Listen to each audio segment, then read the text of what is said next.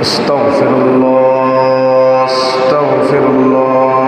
ربي من كل ذنب وأتوب إليه لا حول ولا قوة إلا بالله العلي العظيم حامدا ومصليا ومسلما عما بعد فقد قال الله تعالى عز وجل في شان حبيبه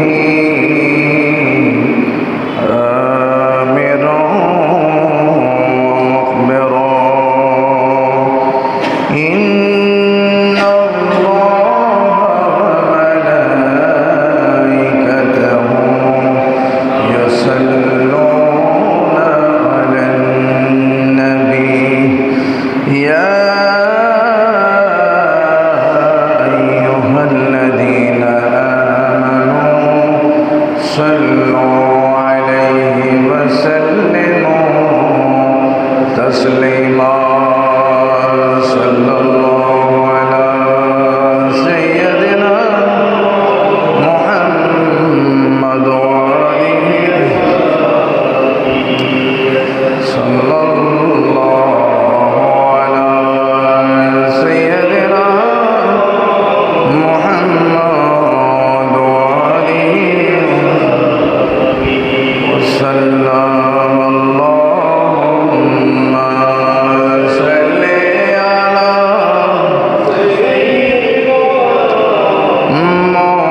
مولانا محمد وعلى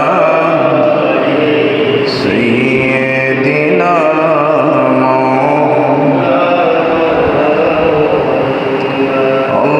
اللهم صل على سيدنا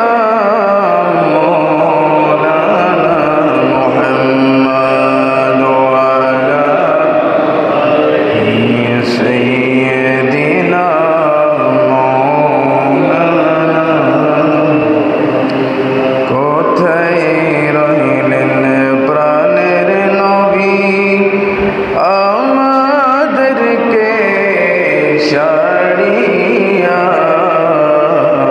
কোথায় রইলেন প্রাণের নবী আমাদেরকে ছাড়িয়া আপনি বিনে কি লাভ হবে এই দরাতে বাঁচিয়া আল্লাহুম্মা সাল্লি আলা مولانا محمد وعلى سيدنا مولانا ইরশাদ করলে প্রাণের নবী তাকতে পারতেন আরশে ইচ্ছা করলে দয়াল নবী তাকতে পারতেন আরশে উম্মতের মায়ায় পড়ে শুয়ে আছেন মদিনায় আল্লাহুম্মা سيدنا مولانا محمد وعلى سيدنا مولانا بسم الله الرحمن الرحيم ولو أنهم إذ ظلموا أنفسهم جاءوك فاستغفروا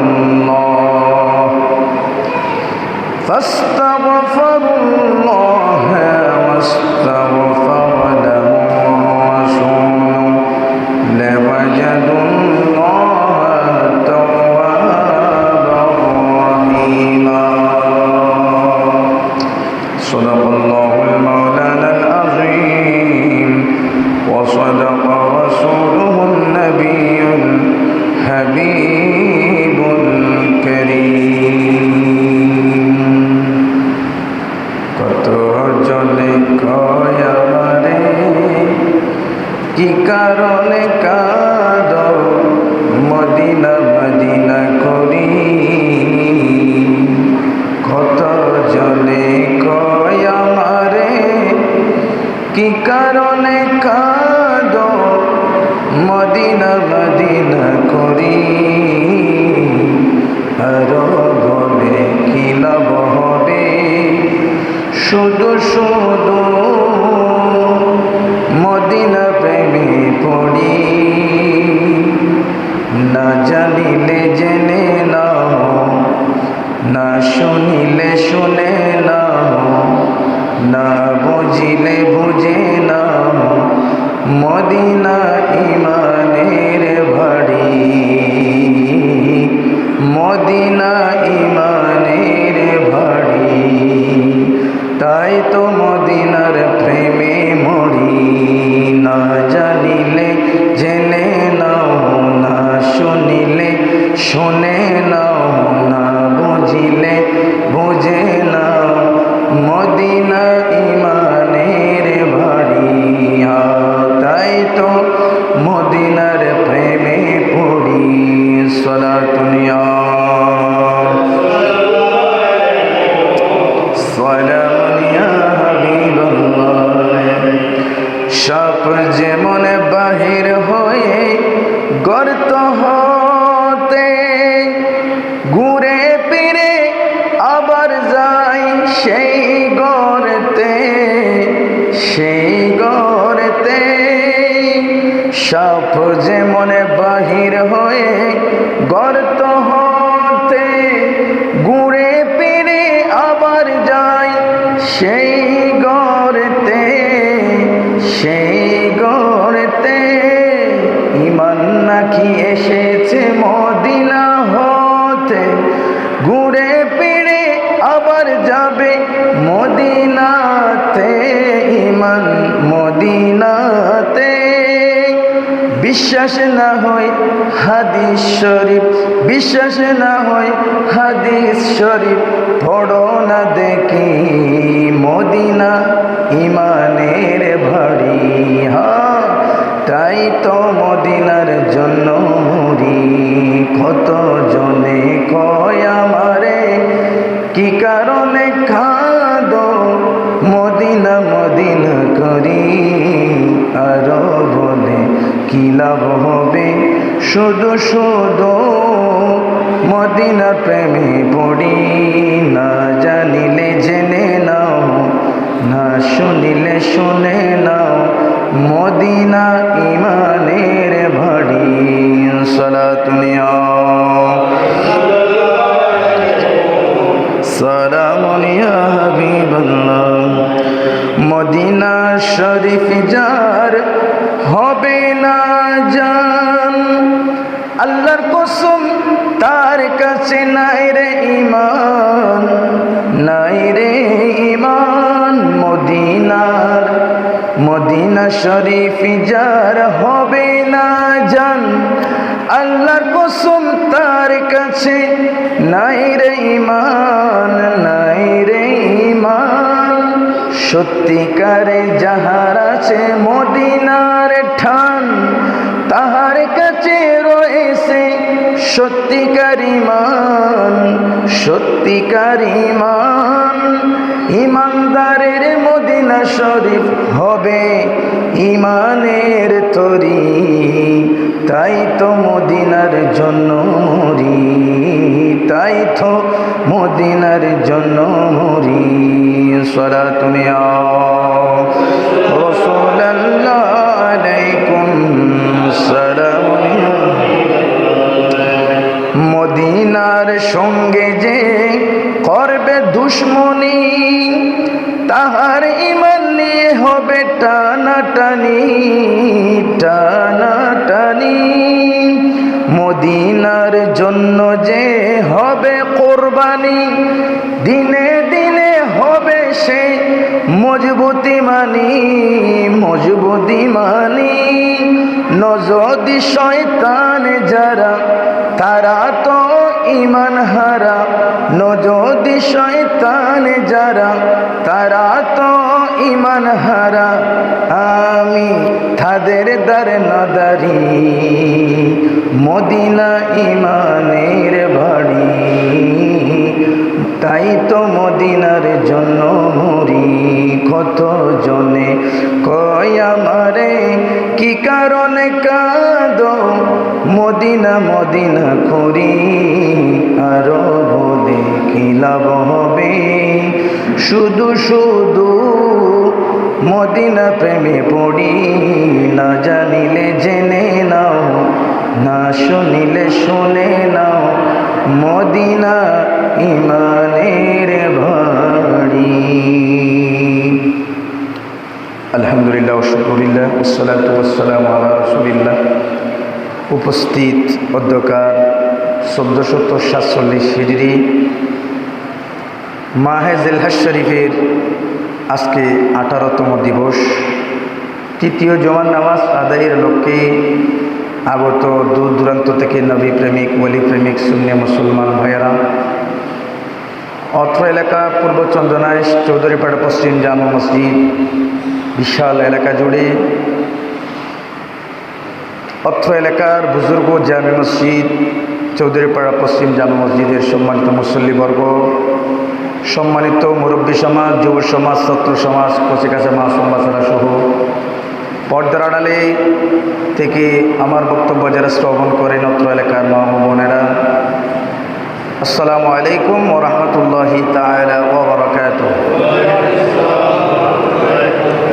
মহান আল্লাহ রাব্বুল আলামিনের দরবারে অন্তরকুলে দিলকুলে প্রাণকুলে ঈমানি কণ্ঠে কালিমাতুশ শুকর আদায় করছি যে মওলা মুনিব আমাদেরকে দয়া করে মেহেরবানি করে শারীরিক মানসিক সুস্থতা রেখে দুনিয়ার বিভিন্ন বেহায়াপনা থেকে বিরত করে আজকের এই জুমার দিনে জুমার নামাজ আদায় করব বলে হাঁটি হাঁটি পা পা করে ঘর থেকে বাহির হয়ে ইতিমধ্যে যারা আজানের আগেও পড়ে আমরা মসজিদে জায়গা করে নিতে পেরেছি বলি একবার আলহামদুলিল্লাহ সাথে সাথে সরকার দু আলম নূর মুজস্সম আকা মৌলা আহমদ মুজতবা মোহাম্মদ মুস্তফা সাল্লাল্লাহু তাআলা আলাইহি ওয়াসাল্লামের নূরানি রওজায়ে আকদাসে বেহদ বেশুমার দরুদের হাদিয়া নজরানা পেশ করছি যে সরকার দু আলমের ওসিলাতে আল্লাহ রব্বুল আলামিন দো জাহান সৃষ্টি করেছেন 18,000 মখলুকাত সৃষ্টি করেছেন আপনি আমি আমাদেরকে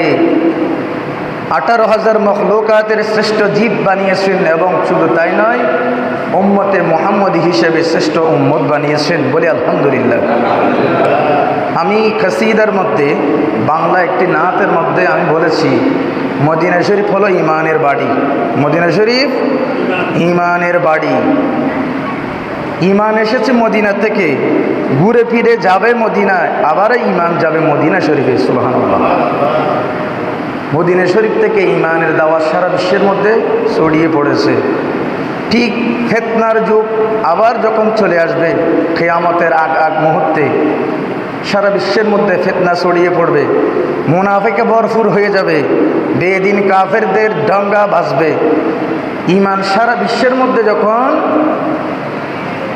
আমানতহীন হয়ে যাবে সেই ঈমান ঠিক আবারও মসজিদে নববী মদিনা শরীফে ফিরে যাবে অর্থাৎ মদিনা শরীফ গেলে কিয়ামতের আগ পর্যন্ত সেখানে সঠিক ইসলাম তাজা থাকবে সুবহানাল্লাহ কেননা আল্লাহ রাসূল তো হাদিস শরীফে ডাইরেক্ট বলেছে কিয়ামতের আগ পর্যন্ত এমনকি খানা দজ্জালও যদি আসে দজ্জাল যে দজ্জাল মানুষের ঈমান কেড়ে নিবে সে দজ্জাল পর্যন্ত মদিনা শরীফে প্রবেশ করতে পারবে না। সুবহানাল্লাহ। এটা হাদিস শরীফের মাধ্যমে ইনশাআল্লাহ আমি প্রমাণ করব।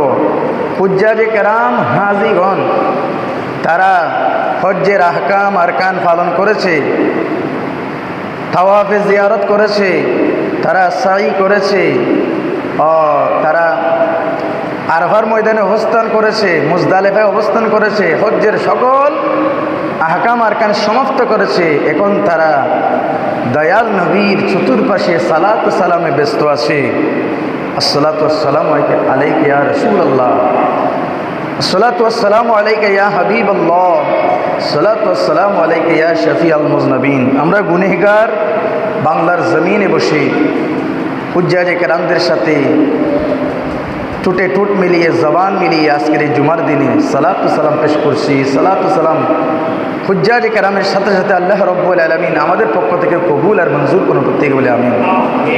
যে আয়াত কারিমা তেলাওয়াত করেছি সূরা নিসার ৬৪ নম্বর আয়াত, বিসমিল্লাহির রহমানির রহিম, ওয়ালাউ আন্নাহুম ইয যালামু আনফুসাহুম জাউকা ফাস্তাগফিরুল্লাহ ওয়াস্তাগফারা লাহুমুর রাসূলু লাওয়াজাদুল্লাহা তাওয়াবার রহিমা। সুবহানাল্লাহ।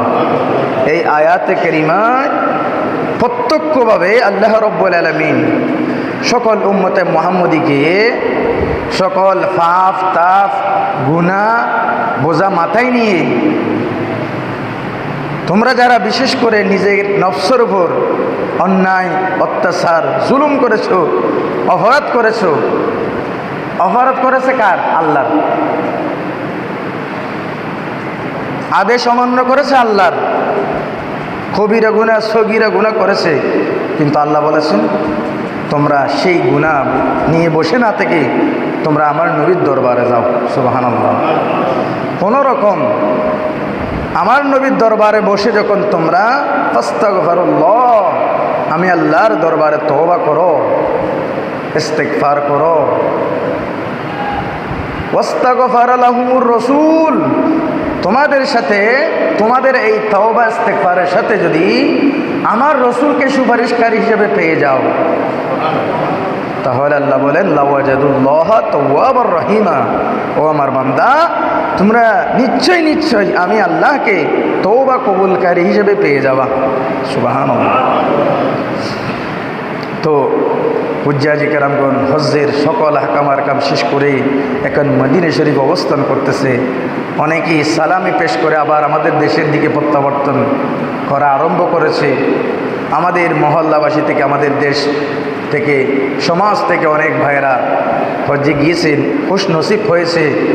আমাদের উচিত হবে তারা যখন আসবে তাদেরকে সাদর আমন্ত্রণ জানানো, ওয়েলকাম জানানো, তাদের দেখতে যাওয়া, তাদের সাথে সাক্ষাৎ করা, মোলাকাত করা। তাদের এই নূরানি হাত হজরে আসওয়াদ চুমুকিয়েছে, হজরে আসওয়াদ ধরেছে, ইশারা করেছে, হানায় কাবা ধরেছে, আরফায় অবস্থান করেছে। আল্লাহ রব্বুল আলামিনের জ্বলন্ত নিদর্শনগুলো তারা সাক্ষাৎ করে এসেছে। তাদের সাথে মোলাকাত করা, সাক্ষাৎ করা, তাদের থেকে দোয়া নেয়া। সুবহানাল্লাহ। বিশেষ করে আল্লাহ রসুল বলেছে, হাদিস শরীফে এসেছে, হাজিদের তোমরা দেখবা, হাজিদের ওই যে ওরা মক্কা শরীফে হেঁটেছে, সাই করেছে, হেঁটেছে, আল্লাহর পবিত্র জায়গায় হেঁটে হেঁটে আসছে, তাদের দেখবা, তাদের পায়ের দুলি নেওয়ার চেষ্টা করবা, কদম বুসি তো করব, তাদের পায়ের দিকে দেখে দেখে আমরা যেন চিন্তা করব, হ্যাঁ আমার ভাই হজ করে এসেছে, এই মাত্র এসেছে, আল্লাহর ঘরে হেঁটেছে, আল্লাহর যত নিদর্শনগুলো আছে সবগুলো হেঁটে হেঁটে আসছে। এইগুলো দেখে দেখে আল্লাহর দরবারে দোয়া করা। সুবহানাল্লাহ। তো তাদের দোয়া, তারা যে হজ করে এসেছে, আল্লাহ রসুলের হাদিসের ডিক্লেশন অনুযায়ী তারা হজ করে এসেছে এই মাত্র মায়ের পেট থেকে ভূমিষ্ঠ হওয়া নিষ্পাপ সন্তানের মতো তারা বেগুনা মাসুম। সুতরাং তারা দোয়া করলে আল্লাহর সাথে দোয়া কবুল করবে। সুবহানাল্লাহ। সালাতুন ইয়া রাসূলুল্লাহ আলাইকুম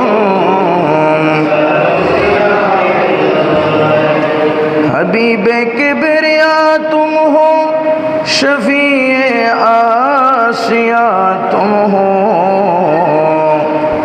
तुम्हें छोड़कर कहाँ जाओ, बता दो या रसूल अल्लाह। सलातुल्लाह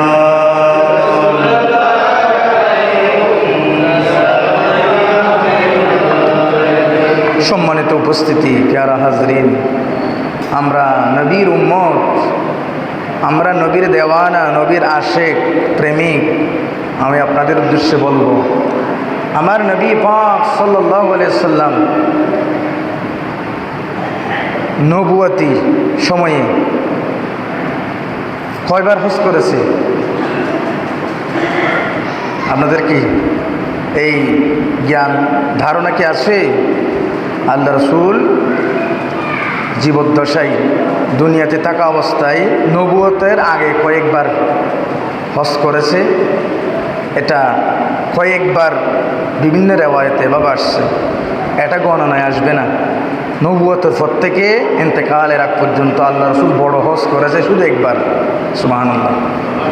আল্লাহ রসুল বড় হজ করেছে শুধু একবার, যেটা ফার্স্ট এবং লাস্ট, সেটাই একবার, সেটাই গণনা হয়েছে ইতিহাসের মধ্যে, সেটাই বলা হচ্ছে বিদায় হজ। সুবহানাল্লাহ। যে হজের মধ্যে আল্লাহ রসুল ১৬ লক্ষ সাহাবায়ে কেরাম সাথে নিয়ে ইসলামের জয় জয়কার অবস্থায় ঐতিহাসিক ভাষণ দিয়েছেন, খুতবা প্রদান করেছেন, যেটা ইতিহাসের মধ্যে বিদায় হজ্জের ভাষণ। বিদায় হজ্জের ভাষণ হিসেবে সারা কিয়ামত পর্যন্ত এই আল্লাহ রসুল এখানে যেমন যে কথাগুলো বলেছে, এমন মোস্ট ইম্পর্টেন্ট মুসলিম উম্মার জন্য সাজেশন দিয়েছেন, সেগুলো কিয়ামত পর্যন্ত বাস্তবায়ন হতে আছে। সুবহানাল্লাহ।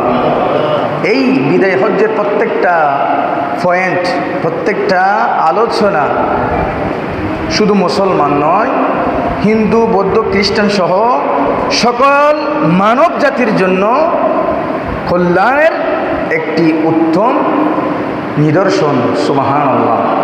আমি সেখান থেকে কয়েকটা পয়েন্ট আলোচনা করব। বিদায় হজ্জে আল্লাহ রাসূল কী বলেছিল, আমাদের উম্মতদের জন্য কি দিয়ে গেছেন। সুবহানাল্লাহ বলি।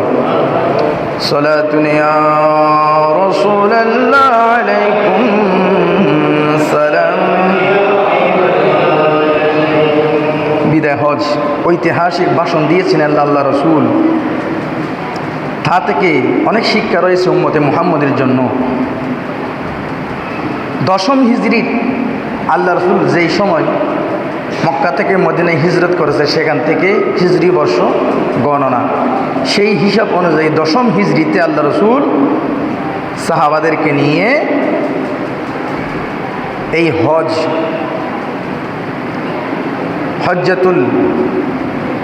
হজ্জুল বিদা, হজ্জে বিদায় হজ আল্লাহ রসুল পালন করেছে। সুবহানাল্লাহ। বিদায় হজ্জের ভাষণের তারিখ ও স্থান 9 জিলহজ 10ম হিজরি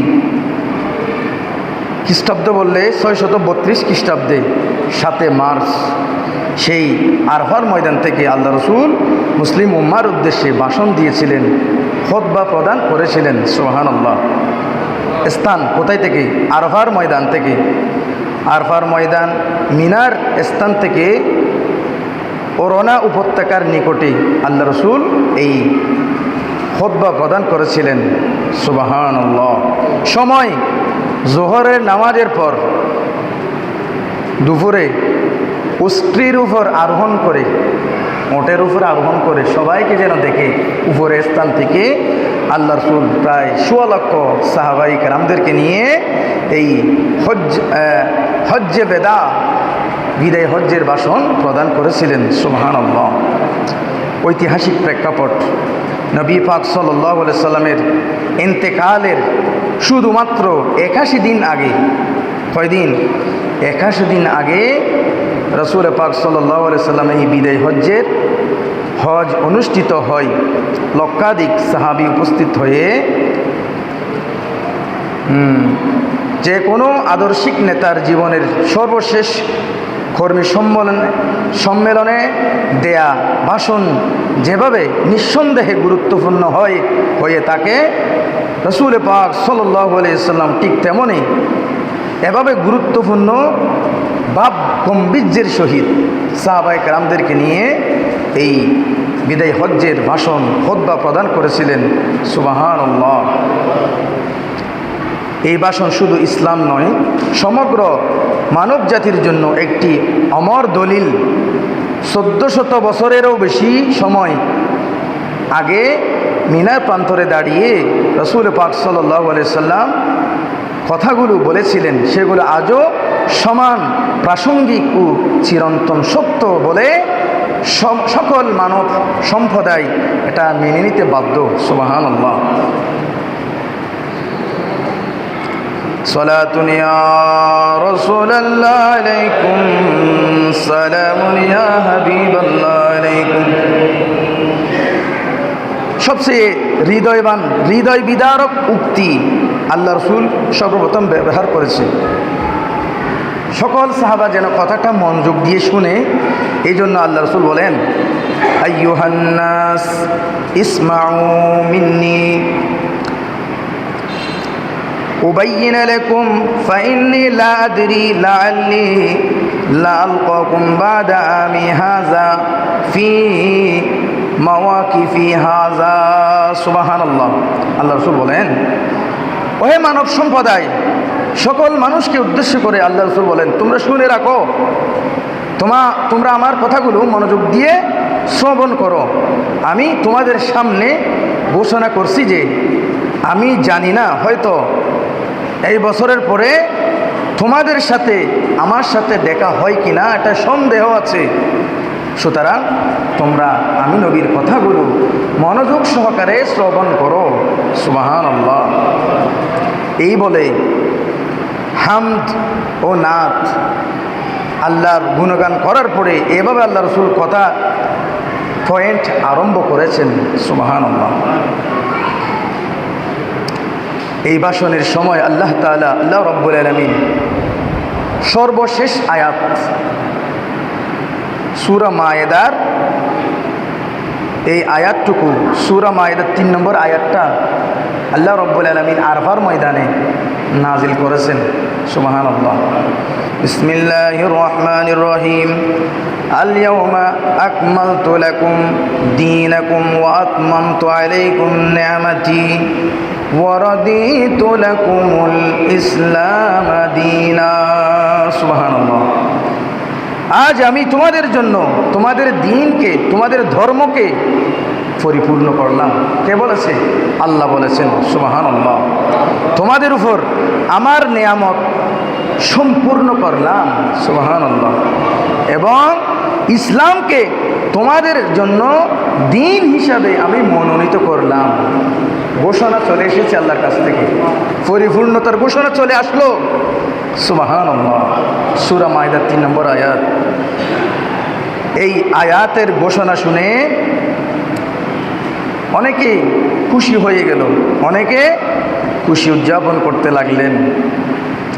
এই আয়াত যখন নাজিল হলো, সবাই খুশি উদযাপন করলেও মনে মনে খুশি হলো। আয়াতের নিগুড় অনেকে বুঝেছে, অনেকে বুঝে নাই। তখন এই আয়াত নাজিল হওয়ার পরেই অনেক সাহাবা, বিশেষ করে সিদ্দিক আকবর সহ হযরতে ফারুক আজম রাদিয়াল্লাহু তাআলা আনহু সহ তারা কাঁদতে আরম্ভ করলেন, কান্না আরম্ভ করলেন। রাসূল সাল্লাল্লাহু আলাইহি ওয়াসাল্লাম জিজ্ঞেস করলেন, হে আমার প্রিয় সাহাবা ফারুক আজম, তুমি কেন কান্না আরম্ভ করলা? কেন কান্না শুরু করে দিলা তুমি? তিনি উত্তর দিলেন, ইয়া রাসূলুল্লাহ, ইয়া হাবিবাল্লাহ, পূর্ণতার পরেই তো ক্ষয় হয়। আল্লাহ তো পূর্ণতা হয়ে দিয়েছে, একটা ডিক্লেরেশন দিয়েছে, আমরা পূর্ণতা পেয়েছি। পূর্ণতার পরেই তো ক্ষয় হওয়া আরম্ভ হয়। দিন পূর্ণ হয়ে গেল, আপনি তো হয়তো আমাদের ছেড়ে চলে যাবেন। রাসূল পাক সাল্লাল্লাহু আলাইহি সাল্লাম বলেন, সত্যই বলেছ হে ওমর, সত্যই বলেছ, হয়তো আমি অল্প দিনের মধ্যে তোমাদের থেকে তিরোধারণ করব, তোমাদের থেকে পর্দা করব। ঠিক এই বিদায় হজ্জের দিন যে আয়াত নাজিল হয়েছে, বিদায় হজের পরেই মাত্র 81 দিন পরে রাসূল পাক সাল্লাল্লাহু আলাইহি সাল্লাম উম্মতদের ছেড়ে পর্দা করলেন। উচ্চ আওয়াজে বলুন সুবহানাল্লাহ। সালাতুন ইয়া রাসূলুল্লাহ আলাইকুম সালামুন ইয়া। বলতে চেয়েছিলাম যে এই বিদায় হজ্জে যে কথাগুলো বলেছেন, এটি ইসলামের চিরন্তন সংবিধানের মূলনীতি হয়ে আছে আজও। মানবাধিকারের প্রথম আন্তর্জাতিক ঘোষণা সেই বিদায় হজ্জের ঘোষণা থেকে এসেছে। নবুয়তের সর্বশেষ ও সর্বোচ্চ বার্তা সেই বিদায় হজ্জের ভাষণ থেকে এসেছে। সুবহানাল্লাহ। মুসলিম উম্মার জন্য চিরন্তন পথ নির্দেশনা হিসেবে সেই বিদায় হজ্জের ভাষণগুলো থেকে এসেছে। সুবহানাল্লাহ। এই ভাষণ সম্পর্কে বিশেষ দুটি উক্তি। এক, বিদায় হজ্জের ভাষণ হলো সমগ্র মানব জীবনের জন্য একটি মেঘনা কাটা। এতে মানুষের জীবন, সম্পদ, সম্মানের পবিত্রতা ঘোষণা করা হয়েছে। সুবহানাল্লাহ। যা আজকের যে কোনো আধুনিক মানবাধিকার সনদের চেয়ে অনেক বেশি ব্যাপক ও পূর্ণাঙ্গ। ডক্টর মোহাম্মদ হামিদুল্লাহ রহমতুল্লাহ আলাইহি এই বিখ্যাত ইসলামিক গবেষণা এটা বলেছেন। সুবহানাল্লাহ। 2 নম্বর, রাসূল সাল্লাল্লাহু আলাইহি সাল্লামের বিদায় ভাষণ এমন একটি দলিল যেখানে মানব সভ্যতার সমস্ত মৌলিক সমস্যার সমাধান রয়েছে। সুবহানাল্লাহ। জাতিভেদ, শ্রেণীভেদ, লিঙ্গভেদ সব বৈষম্যের বিরুদ্ধে এটি একটি চিরন্তন ঘোষণাপত্র আল্লাহ রাসূল উম্মতের জন্য দিয়ে গেছেন। সুবহানাল্লাহ। সালাতুন ইয়া রাসূলুল্লাহ আলাইকুম সালাম। এবার আসি বিদায় হজ্জের ভাষণ থেকে মেইন কয়েকটা পয়েন্ট আমি আমাদের শিক্ষার জন্য আমি উল্লেখ করতেছি। বিদায় হজ্জের মধ্যে অনেকগুলো মুসলমানদের জীবনের মৌলিক সমস্যা নিয়ে আল্লাহ রাসূল দিক নির্দেশনা দিয়েছেন। কথা বলতেন কম আল্লাহ রাসূল, কিন্তু কথার মাপকাঠি এত মাধুর্য, এত অর্থবোধক, সেখানে অনেক কথা লুকায়িত আল্লাহ রাসূলের ভিতরে থাকে। 1 নম্বরে বিদায় হজ্জের মধ্যে ভাষণের মধ্যে প্রাধান্য পেয়েছে প্রাণ, সম্পদ ও সম্মানের পবিত্রতা ঘোষণা এসেছে। সুবহানাল্লাহ। হাদিস শরীফে এসেছে, ইন্না দিমাআকুম ওয়া আমওয়ালাকুম ওয়া আরাদাকুম হারামুন আলাইকুম কাহুরমাতিন ইয়াউমিকুম হাযা ফি শাহরিকুম হাযা ফি বালাদিকুম হাযা। সুবহানাল্লাহ।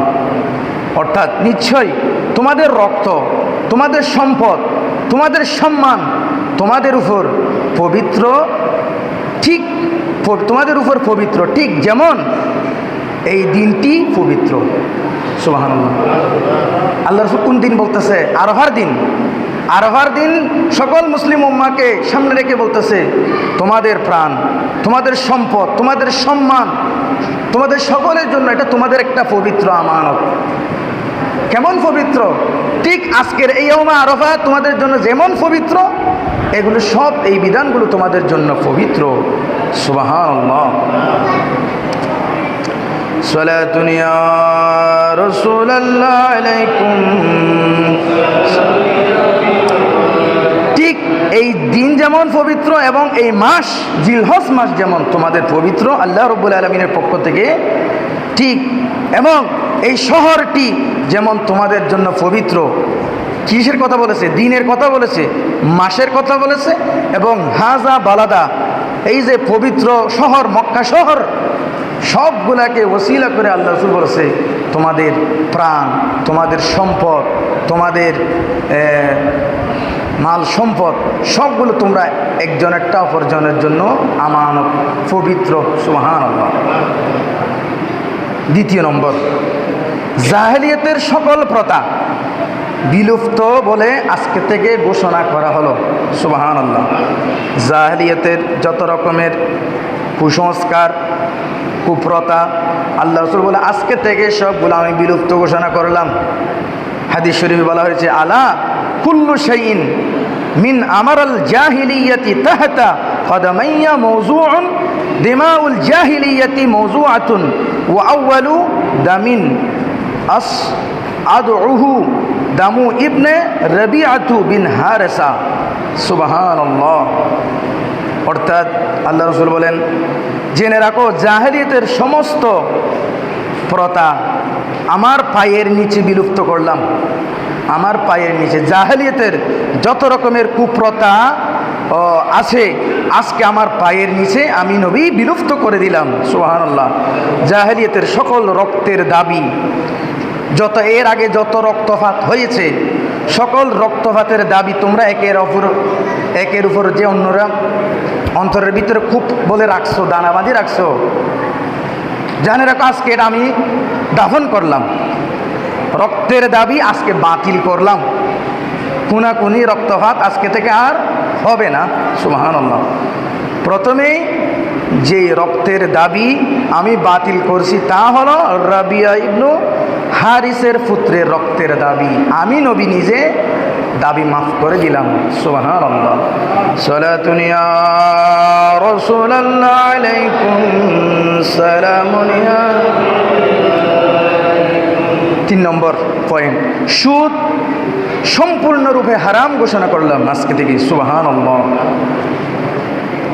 আল্লাহ রাসূল বলেন, ওয়ারিবাল জাহিলিয়াতি মাওযুউন ওয়া আউয়ালুন রিবান আসউহু রিবাবান রিবা আব্বাস ইবনে আব্দুল মুত্তালিব ফাইন্নাহু মাওযুউন কুল্লুহু। জাহেলিয়াতের সুদ সম্পূর্ণরূপে আজকে থেকে বাতিল ঘোষণা করলাম, অবৈধ ঘোষণা করলাম। এবং প্রথমে যেই সুদ আমি বাতিল করছি তা হলো আমার চাচা আব্বাস ইবনে আব্দুল মুত্তালিবের সুদ আমি আজকে বিলুপ্ত ঘোষণা করলাম, বাতিল ঘোষণা করলাম। সুবহানাল্লাহ। আল্লাহ রসুলের চাচা আব্বাস রাদিয়াল্লাহু তাআলা আনহু তখন জাহেলিয়াত থেকে কোনোভাবে জড়িত ছিল হয়তো। আল্লাহ রাসূল বলছে আমার পরিবার সম্পর্কে আমি নিজে আজকে বাতিল ঘোষণা করলাম। সালাতুন ইয়া রাসূলুল্লাহ আলাইকুম সালামুন ইয়া হাবিবাল্লাহ আলাইকুম। চতুর্থ 4 নম্বর বিষয়, নারীর অধিকার ও সুরক্ষা। জাহেলিয়াতের নারীর অধিকার খুবই অবস্থা খারাপ ছিল, ভয়ানক ছিল। আল্লাহ রাসূল বলেন, ফাত্তাকুল্লাহ ফিন নিসাই ফাইন্নাকুম আখাযতুমুহুন্না বিআমানাতিল্লাহ ওয়াস্তাহলালতুম ফুরুজাহুন্না বিকালিমাতিল্লাহ। সুবহানাল্লাহ। নারীদের ব্যাপারে তোমরা আল্লাহকে ভয় করো, নারীদের ব্যাপারে তোমরা তাকওয়া অবলম্বন করো, আল্লাহকে বেশি বেশি ভয় করো। সুবহানাল্লাহ। কেননা তোমরা তাদেরকে আল্লাহর আমানত হিসেবে গ্রহণ করেছো।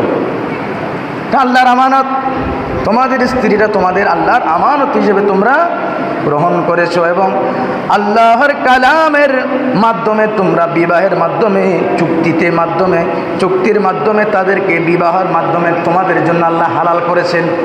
সুতরাং এই আমানতকে তোমরা যথাযথভাবে কাজে লাগাবে, অপব্যয় করবে না, অবক্ষয় করবে না, স্ত্রীদের অমর্যাদা করবে না। সুবহানাল্লাহ। তাদেরকেও তাদের মর্যাদা দিতে হবে। অনুরূপ হাদিস শরীফে আরো এসেছে, ওয়ালাহুন্না আলাইকুম রিজকুহুন্না ওয়া কিসওয়াতুহুন্না বিল মারুফ।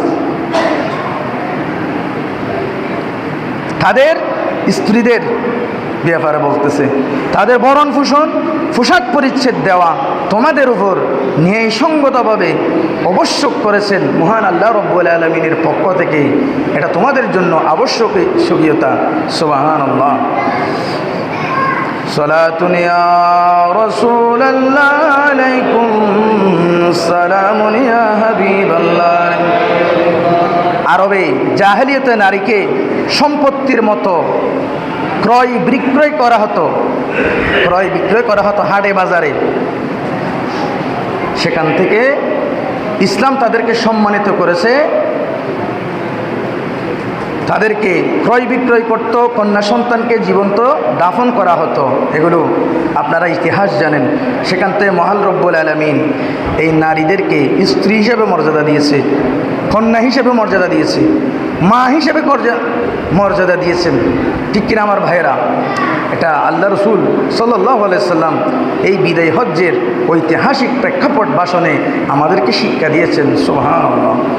সালাতুন ইয়া রাসূলুল্লাহ আলাইকুম সালাম।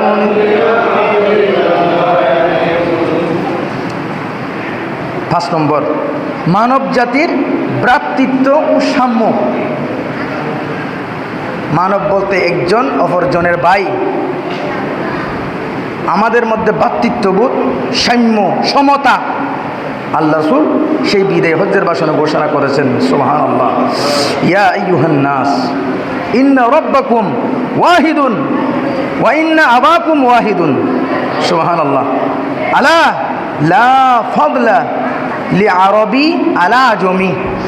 আরব এবং আজম, বুঝতেছেন তো? ওয়ালা লিআজমি আলা আরবি ওয়ালা লিআহমারা আলা আসওয়াদা ওয়ালা আসওয়াদা আলা আহমারা ইল্লা বিত্তাকওয়া। সুবহানাল্লাহ। আল্লাহ রাসূল বলেন, হে মানব জাতি, তোমাদের রব এক, আল্লাহ প্রভু, মালিক, সৃষ্টিকর্তা এক। তোমাদের পিতা বাবা আদম আলাইহিস সালাম একজন, সেই একজন পিতার সন্তান সমগ্র বিশ্বের মধ্যে তোমরা ছড়িয়ে পড়েছো।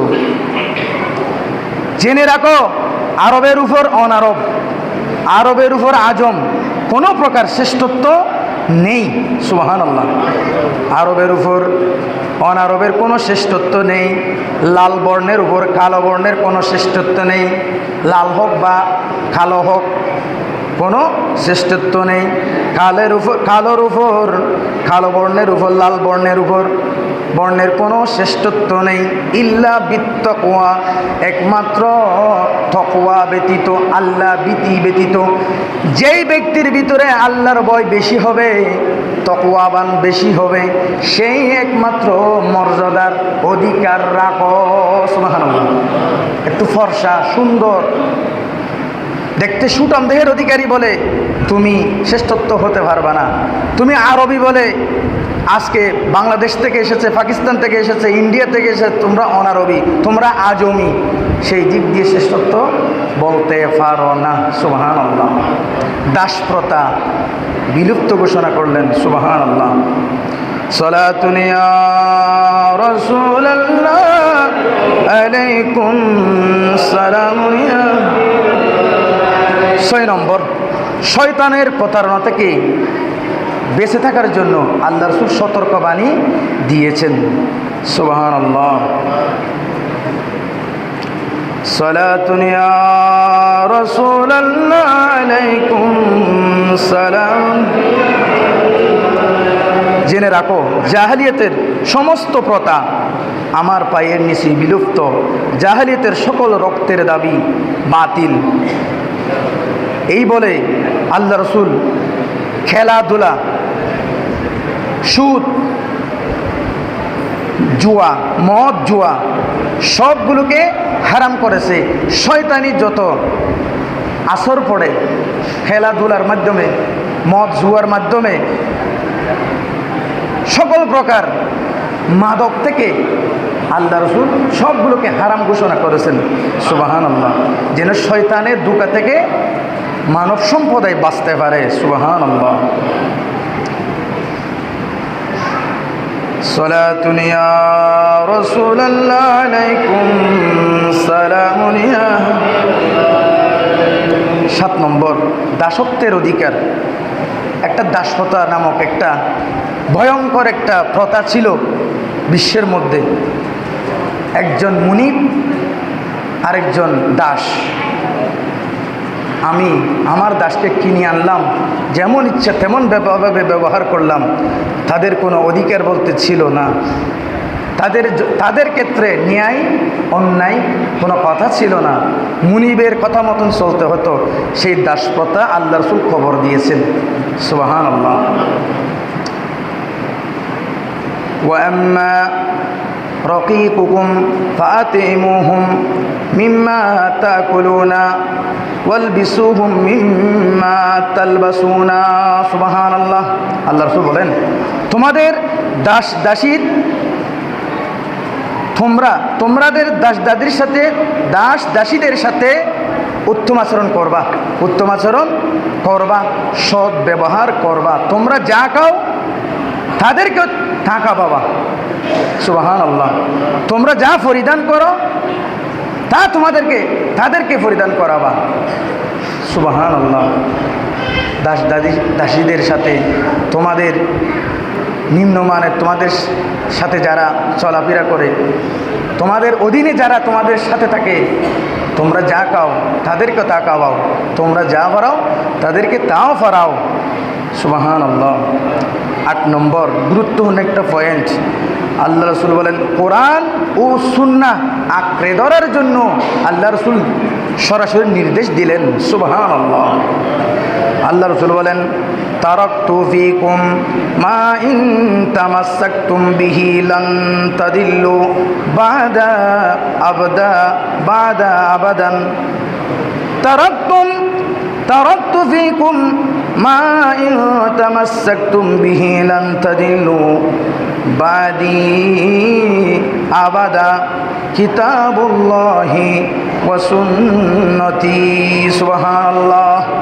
আল্লাহ রাসূল বলেছেন, আমি তোমাদের মাঝে 2টি জিনিস রেখে যাচ্ছি। কয়টি জিনিস? 2টি জিনিস রেখে যাচ্ছি। যতক্ষণ তোমরা এই 2টি জিনিসকে আঁকড়ে ধরবা, মজবুত করে ধরবা, কখনো তোমরা পথভ্রষ্ট হবে না। সুবহানাল্লাহ। 2টি জিনিস কি? একটা বলা হচ্ছে আল্লাহর কিতাব, একটা হচ্ছে কিতাবুল্লাহ আল কোরআনুল করিম। সুবহানাল্লাহ। অপরটি হচ্ছে ওয়া সুন্নতি, আমি নবীর সুন্নত, আমি নবীর হাদিস, আমি নবীর আসার, আমি নবীর আদেশ নিষেধ। উচ্চ আওয়াজে বলি সুবহানাল্লাহ। ও উম্মত, আমি তো হয়তো এই বছর পর তোমাদের সাথে দেখা নাও হতে পারে। এই 2টা জিনিস তোমরা মজবুত করে ধরে রাখতে পারলে তোমরা কামিয়াব হবা, সফল হবা। সুবহানাল্লাহ। 9 নম্বর পরকালের হিসাবের কথা স্মরণ করবা তোমরা বেশি বেশি। ওয়া ইন্নাকুম সাতালাকুনা রাব্বাকুম ফাসায়াকলুনাকুম আন আমালিকুম। সুবহানাল্লাহ। ফায়াসআলুকুম আন আমালিকুম। তোমরা শীঘ্রই তোমাদের রবের সাথে মিলিত হবে। তোমাদের ইন্তেকালের পরে আল্লাহ রব্বুল আলামিনের সাথে দেখা করতে হবে, মিলিত হতে হবে। তিনি তোমাদের কাজকর্ম সম্পর্কে জিজ্ঞেস করবেন। অবশ্যই তোমাদের জিজ্ঞাসিত হবে, কাঠগড়ায় দাঁড় হতে হবে। সুতরাং তোমরা হিসাব নিকেশ করে চলাফেরা করবা। সুবহানাল্লাহ। শেষে আল্লাহ রাসূল বলে,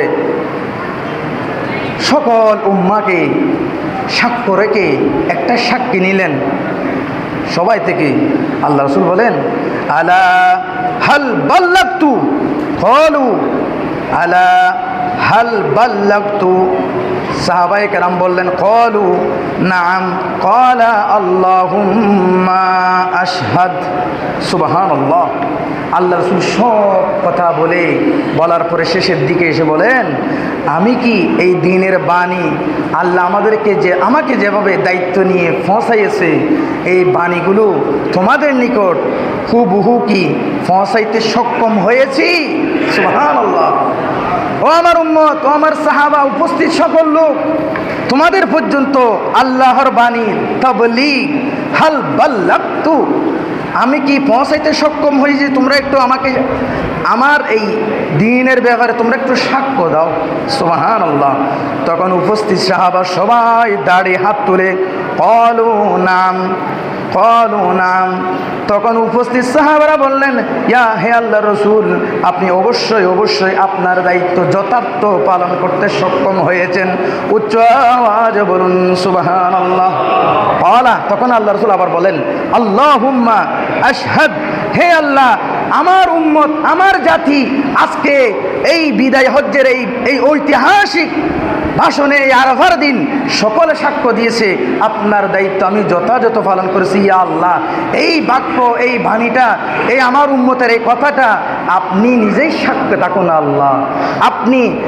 আপনি নিজেই ওদের সাক্ষ্যের উপর আপনিও সাক্ষ্য থাকুন। সুবহানাল্লাহ। এই বলে আল্লাহ রাসূল বেশি খুশি হলেন, আল্লাহর কাছে দোয়া করলেন। সুবহানাল্লাহ। আল্লাহ, তুমি এই কথা তুমি নিজেই সাক্ষ্য থাকো।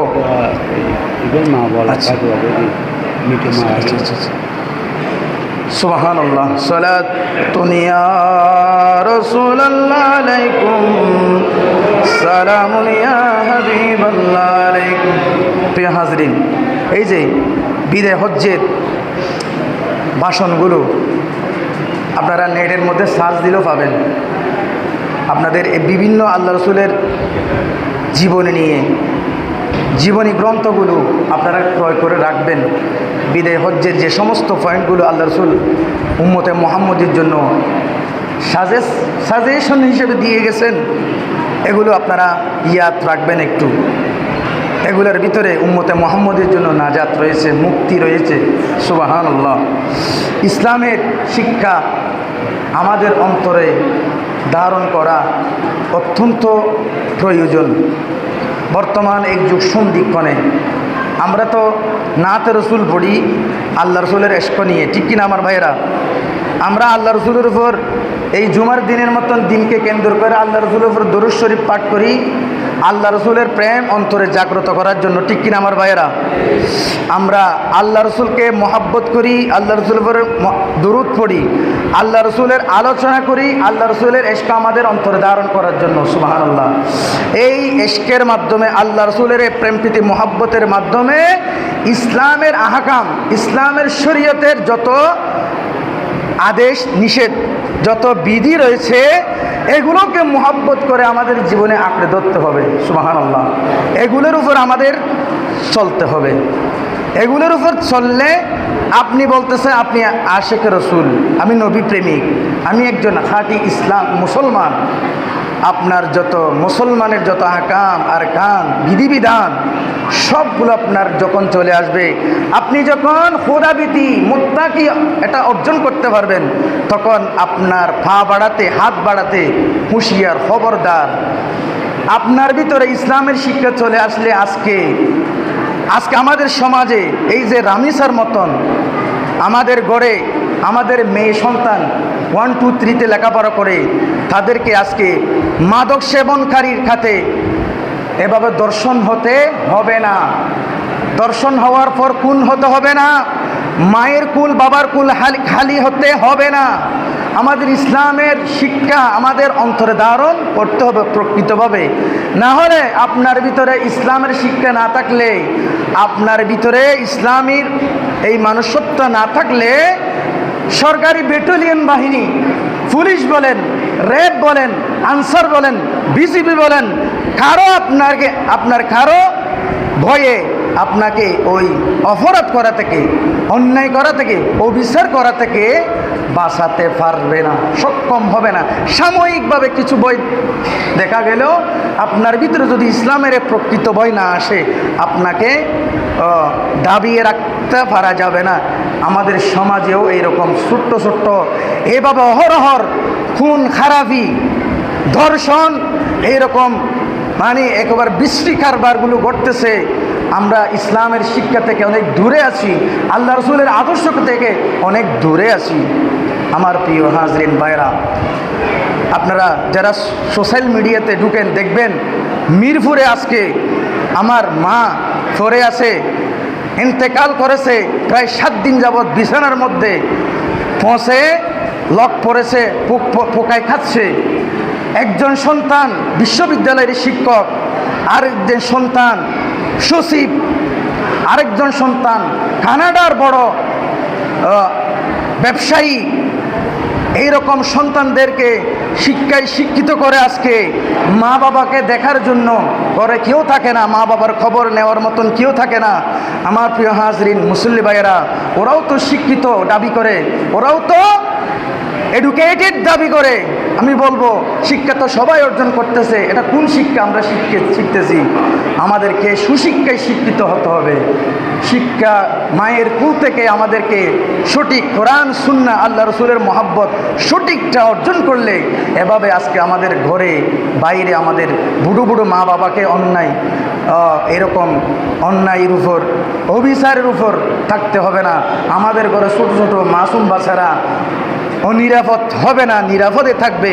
আল্লাহ রসুলের এই শিক্ষা বাস্তবায়ন রেখে সঠিকভাবে আমরা যে নবীর প্রেমিক দাবি করি, এই প্রেমটা আমাদের যেন বাস্তবায়ন রেখে আমরা চলাফেরা করতে পারি।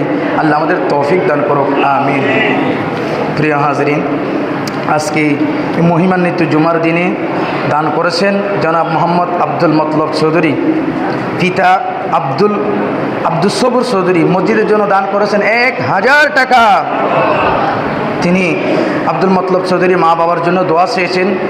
1000 টাকার দানের বদৌলতে তার পিতা মাতার কবরকে জান্নাতুল ফেরদাউসের আলা মাকাম নসিব করুন, প্রত্যেকে বলে আমিন। দান করেছেন মোহাম্মদ হারুন চৌধুরী, পিতা ইসমাইল সৌদাগর। মসজিদের জন্য দান করেছেন 5000 টাকা।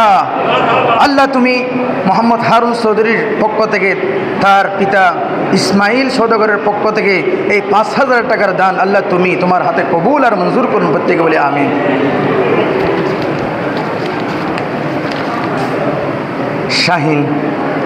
শাহিন নামক একজন ব্যক্তি সকল সমস্যা 3 দিনের মধ্যে আল্লাহ তাআলার সমাধান করে দেওয়ার জন্য দোয়া চেয়েছেন।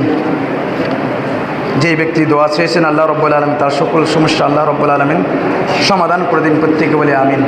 ওমা আলাইনা ইল্লাল বালাগ। যারা সুন্নত আদায় করেন সুন্নত আদায় করে নিন।